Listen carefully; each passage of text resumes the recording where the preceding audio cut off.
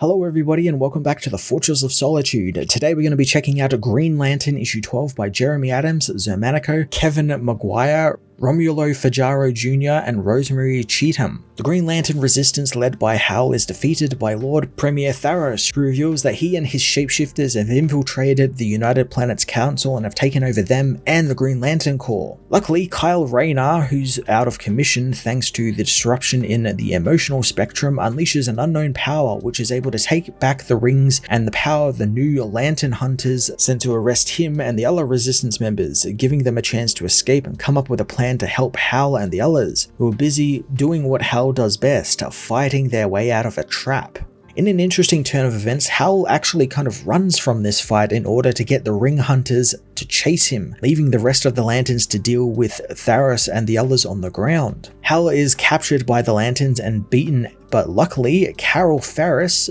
along with her new star Sapphire ring, arrives to give him a hand. Carol ends up escaping with Hal back to his trailer on Earth, so his ring can recharge and he can heal from his injuries. So I just kind of blew through the first 10-12 pages of the book, but that's kind of how it flows. It flows extremely fast, and I was actually kind of shocked that, holy crap, half the book is already gone and we've just blown through so much story and so many story beats that probably could have just had a little bit more time, like Carol just kind of showing up out of nowhere. We did see her get the ring at the end of the last issue, but I would have liked something where we kind of learn that, you know, she's just sort of getting used to getting the ring again, and then she learns about what's happening on Oa and everything, because how would she know to come and help Hal if he wasn't in trouble? Like, he didn't tell her anything about this. He thought he was just going into space to deal with some stuff. The book just seems to breeze through all of this and all of the action at the start at just breakneck speed, and we move from one battle to the next, and that's really how it is. It's just a battle in the council room, then a battle outside, then a battle in space, and then, you know, it just kind of ends. The book does slow to show us Tharos is alerted to Hal escaping, and in turn makes his men fight each other to see who is the only one left, to show them their loyalty and that they are worthy of one of his rings. I thought that was really cool, and I do love Tharos as a villain, but like I've said in my last review, his turn to all-out mustache-twirling villain was really out of nowhere, since before that he was like working in the shadows, playing, you know, different people against each other like Sinestro and Hal. That was all really cool. And then he just kind of switched on a dime and it's like, this is my big plan, I'm now a villain out in the open. Tharos is intent on finding where Hal got his ring from, since it's not one of the ones that he has sent out, so he surprisingly calls up Amanda Waller, asking her to repay her debt, being that he was the one who took the Lantern blockade around Earth down just long enough for Brainiac to slip in and out of Metropolis. Thanos tells Waller to find Hal, and in exchange, he will keep aliens out of Earth's sector completely. It is impressive just how deep Absolute Power is touching all of these books at DC at the moment, and how the writers are tying their own stories into the event's beginning. But I do have to wonder how much of this exactly will be followed, or how much of it is just going to be completely forgotten, because, you know, there's a lot of story elements happening here. Something's definitely going to fall by the wayside. We do know that Hal is going to be without a ring during Absolute Power, so at least that will go somewhere. And at the same time though, Hal and Carol have just been reunited in these last two issues, and their time together is literally blown up as Waller's men, led by what I believe is King Shark, or it could just be another alien, since Tharos does mention he is sending some aliens to Earth to look for Hal, arrive at Hal's trailer to deal with both the Green Lantern and the star Sapphire. It really feels just as some of the book's long-running stories, like, you know, Carol getting back together, Hal getting his ring back, all of this stuff just starts getting going, and then they are just cut down at the legs by a summer event. I get it, it happens, it can happen, you know, scheduling and all that sort of stuff can happen, but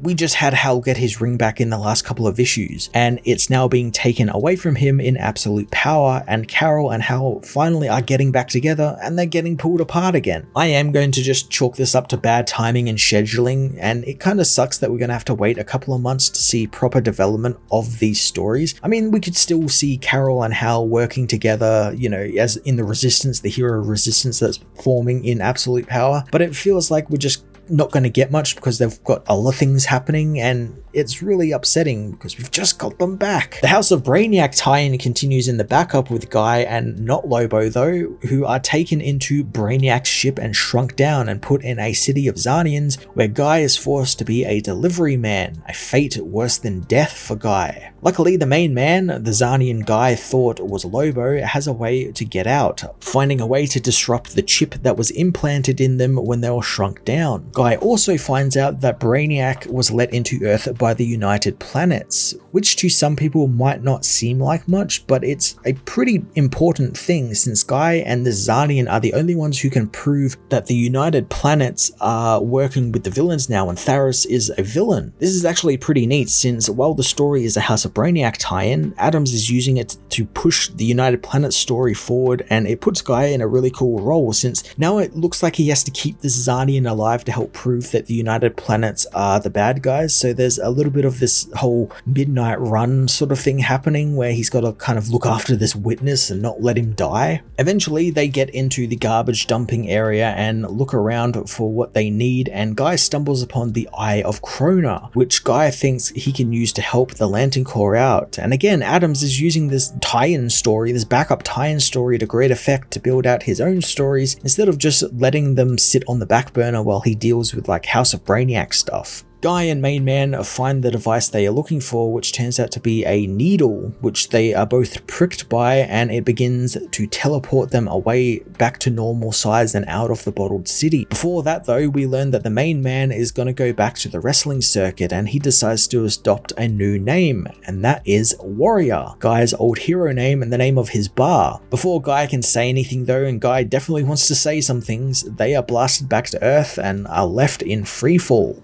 And thus ends the Green Lantern tie-ins to House of BRAINIAC, and while they aren't really any big tie-ins to the events of the story of House of BRAINIAC, I like that it was a little bit of a comedy and had a bit of a levity to a story which is pretty serious, and some serious stuff's going on in the main House of BRAINIAC books. Adams of course utilized the setting to further build his own running plots, and interestingly puts Guy in quite an important role in deciding the future of the Green Lantern Corps and giving them a chance to fight back against the United Planets. Wondering if Guy will appear in anything else House of BRAINIAC related, or if he's just out of the story now since the tie-ins are now done, so he would have to be in one of the actual big mainline books for it to actually matter. And I could see him appearing in like a big battle or something, but again, I just like that this was just like a little bit of a comedy in the House of BRAINIAC. I think that was great. Green Lantern issue 12 was a bit of a mixed bag for me. The first half of the book really flies through a lot of stuff in order to provide us with a bit of cool action and get us up to absolute power, which the next issue ties directly into. The back half of the book though, with Carol and Hal and the stuff with their relationship, was just brilliant,